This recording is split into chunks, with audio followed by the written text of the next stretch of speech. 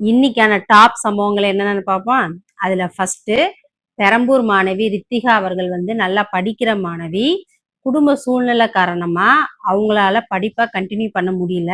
இப்ப அவங்க third year படிக்கிறாங்க. அவங்க தேர்ட் இயர் படிக்கிறதுக்கான மொத்த செலவையும் நாங்களே ஏத்துக்கிறோம்னு சொல்லி முதலமைச்சர் விஜய் சார் சொல்லியிருக்காங்க. இப்ப அதுக்கு முதற்கட்டமா 42,000 ரூபாய் கட்டியிருக்காங்க.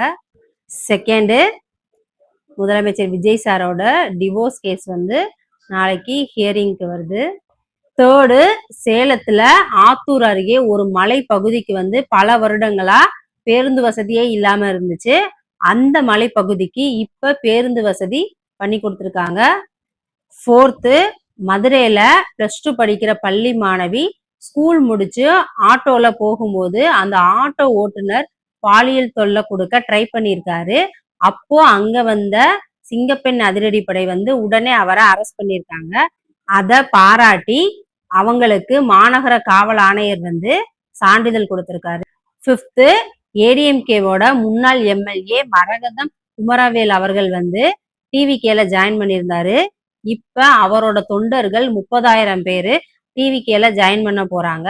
அதோட நிகழ்ச்சி இன்னைக்கு செங்கல்பட்டுல நடந்துச்சு.